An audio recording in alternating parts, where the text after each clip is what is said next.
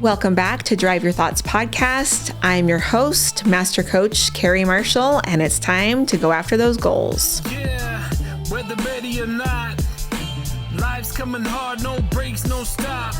And if you put me on the spot, don't get it twisted, I never drop. If you feel a bit out of control and out the box, here's a way that you could drive your thoughts. Turn this podcast on, it's a lock. Carrie Marshall on the clock. Hey, what's up, everybody? It's Carrie Marshall, and today we're going to talk about something that I know has happened to some of you when you've gone after a goal before. So let's kind of walk through a scenario together. Let's say that you have worked really hard towards a goal, and then you get there, and it's not what you thought it was going to be. How many of you have had that experience before? I know that I absolutely have before had that experience where I went after something and I was so excited about it, but then reality hit afterwards and I was like, I don't know. It just really wasn't worth it. So what I really want to call this is like when you hate your result, because I think that we do this a lot where we actually get the result and then we don't like it. So let me kind of walk you through one of my clients and what happened with him. So I have a client that is a professional athlete, and he got to the epitome of the best thing that could happen within his sport. And so he said that it was amazing and it felt like kind of a culmination of everything that he had worked towards since he was a child. And so this is decades of work, blood, sweat, tears, all of these things that had happened for him. And he said that it was amazing.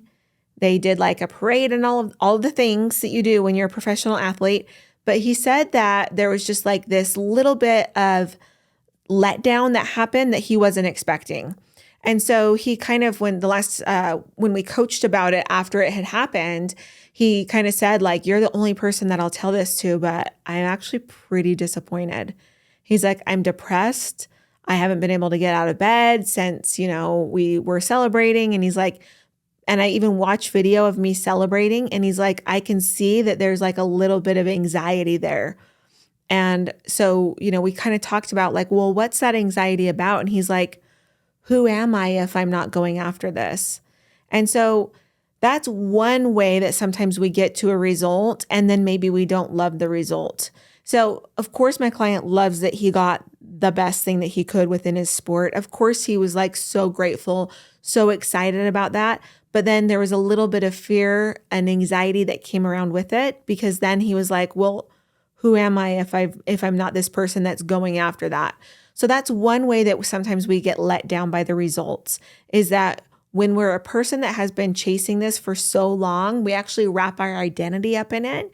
And so then it can be actually pretty overwhelming, pretty stressful for us to not be that person that's seeking that anymore. And of course, because he is a professional athlete, he'll continue to play his sport. But he kind of said, like, it's different now. Like, what's my motivation if I'm not going after that thing for the first time? So it doesn't just happen to athletes. That happens for a lot of different people. I've watched this happen with some of my business people that I've been helping. They get the $1 million or they do the thing. And then they're like, okay, I've been kind of chasing this for so long. And so there's that letdown, that disappointment from actually getting the result. The other thing that happens is just flat out hating what's happening. And so I had another client that decided to start a podcast. He started his podcast and he hates podcasting. He's like, I've been working up to this, like having content and guests and all of these things for so long that he's like, I kind of forgot that like I hate talking. And he said, I just don't love like that interaction with guests like that. Like, I don't like that it's recorded. I've said some things that have gotten me in trouble. And he's like, it's just crazy that I went after this big goal, this big thing of like, I want a podcast. I want a successful podcast. And he's like, and now I have it and I hate it. So this is another type of kind of like let down from our goals that happens when you hit that result and you're like, actually, you know what? I really didn't want this in the first place. It's not what I wanted. The other thing that happens is we have the Disneyland effect with our results. And so this is what happens with a Disneyland effect, is that we only focus on the good things that will be happening when we hit the goal. So, for instance, whenever I think about Disneyland, I think about all of the amazing things there. I think about the food and the rides and seeing the princesses and the parade. I do not like parades. I love a good Disney parade. They are absolutely magical. But here's what I do when we do the Disneyland effect is that I forget about the other things that come along with Disney, right? So I've been to Disneyland where like you could not move, like literally crushing yourself. And they had to like shut down the park and tell everybody, do not move. We're going to take you out in sections. It was insane. That was crazy. And then also there's like the prices of everything, the lines, all of these other things, the stress, everybody wanting to do different things, being grumpy, being tired, having your feet hurt, having to walk everywhere. Like there's all of these other things that come with Disneyland that sometimes we forget. And so that's another thing that happens with our results is that sometimes we get there and we've been focused so much on what's going to be good that we forget that it's almost like it's a 50-50 experience with your result. Like you're going to love it, but you're also going to be like, that was a lot of work, or I had to invest a lot in that, or, I kind of got hurt in the process. And so sometimes when we talk about our result line, we have to make sure that we're not telling ourselves that when we get there, everything will be different. When I make $1 million, everything will be different. When I get the trophy, everything in my life will be different. The hardest thing that my athlete client had to go through was going home. He's single. And so he said, I went home to an empty house and he said nothing had changed at my house. He's like, everything outside, everything at the gym where they play, all of those things had changed, because of the excitement and it being in the locker room, all of that. He was like, it was just phenomenal, the experience. But he's like, but then I drove home and it was the same house. And he's like, and I had to wake up and I had to take care of my pets and I had to wake up and make breakfast. And he's like, I just realized that I didn't plan for that. I didn't plan to have the 50% of life that just kind of continues on stay. I kind of thought that once I was a champion, everything would be different for me because I'd been building it up since I was a kid. And so that's kind of like that Disneyland effect that kind of comes into us sometimes. So what can we do about this? First off, we have to remember that when we get our results, we're going to have good and bad come with it. Like I had a goal to go and speak on a stage of like with thousands of people there. And I did. But then I had to remind myself that I would also be talking to a lot of people and my feet would hurt and I might mess up on my thing. And all of this stuff actually happened. So then it kind of brings in reality with the goal. So then when I hit the goal, I was like, yeah, I'm really tired and I'm tired of talking to people and my feet do hurt and I did stumble on one of the parts. But it was almost like reminding myself that doesn't mean that that result hasn't been hit. I was like, and I did it. Like I actually did do the thing that I wanted to so badly. The second thing that we want to make sure that we're not doing is that we're not doing like, I'm just going to use all the Disney terms today, but we're not trying to like Cinderella ourselves, which is like, here's before the goal and then here's the after. And in between is a fairy godmother that just like twinkles everything beautifully. And then we're that person. You're going to be the exact same person that you were like 10 minutes before you hit the goal. Does that make sense?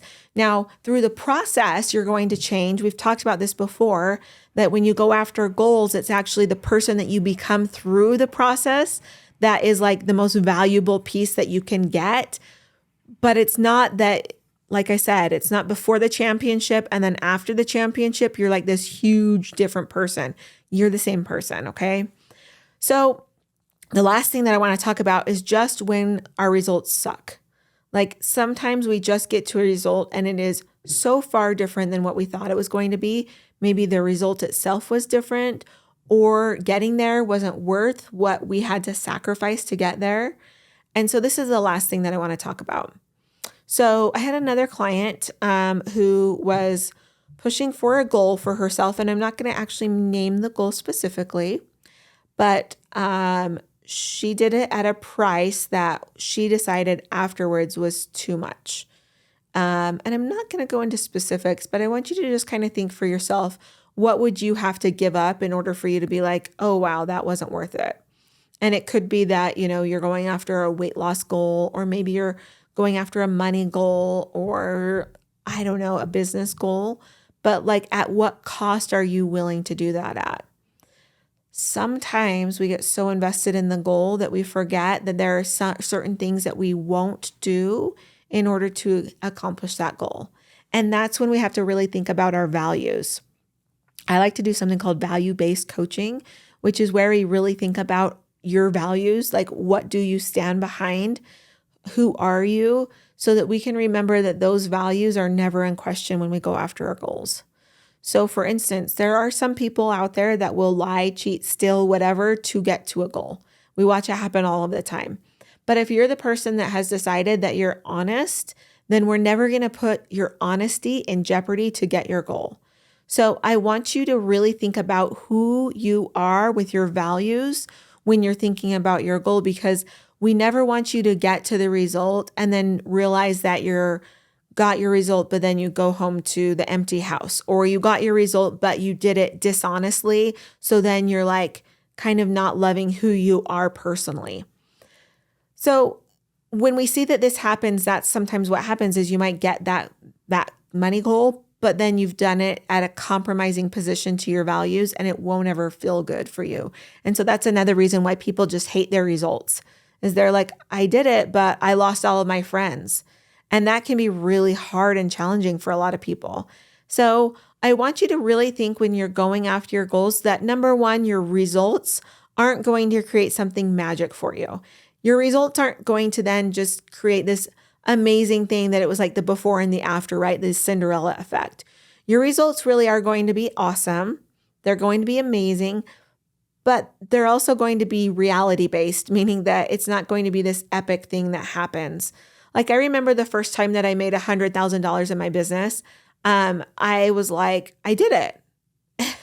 I got to December 31st and I did it, and I had passed it, and I was like, oh my gosh, I made that money. And then like, I still had kids crying at me and wanting things and all of this stuff. And I was like, this is just a little bit different. But then when I looked at it, I'm like, why wouldn't I have that? Like, magically, you don't make 100K and then like bells and whistles and your kids stop crying, right? That's not what happens. So we have to remember that reality comes in and we can create results, but they have to be reality based. And so one of the things that I worked on with my sports client is we worked on like, you can still be the type of person that like has the ring, has the championship, and goes home to an empty house. Like, those two things are not clashing each other. It just means that you thought that it would be different. And so that's what we had to kind of work through, is like, where was your expectation versus where is your reality? And that's what I want you to do as well. The second thing to remember is that like, it's okay to hate your result. It really is. Then you just get to decide what to do from there.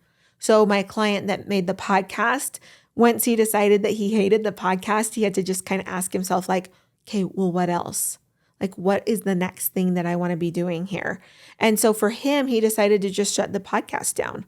He was like, I really don't want to do this. And so he shut it down. And then what he actually ended up doing was still interviewing people, but doing it for blogs and things like that. So that anybody that knows what Substack is, he just decided to take his interviews and write them out so that he could take out anything that he didn't like himself and then just put it on Substack.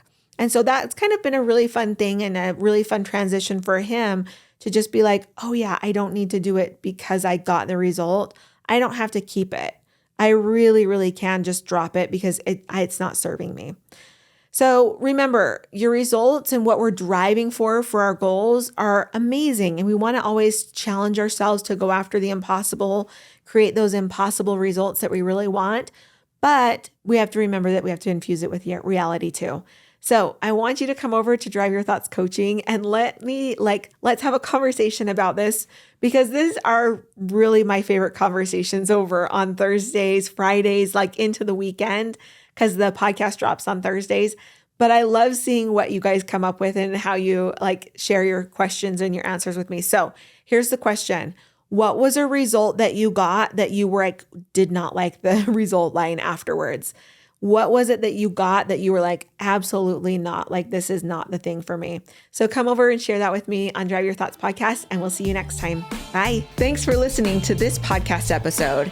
If you're ready to get in the driver's seat of your own life, you can come and follow me at Drive Your Thoughts Coaching on Instagram, or come and see more ways to work with me at driveyourthoughts.com. Yeah, whether ready or not, life's coming hard, no breaks, no stop. And if you put me on the spot, don't get it twisted, I never drop. If you feel a bit out of control and out the box, here's a way that you could drive your thoughts. Turn this podcast on, it's a lock. Carrie Marshall on the clock.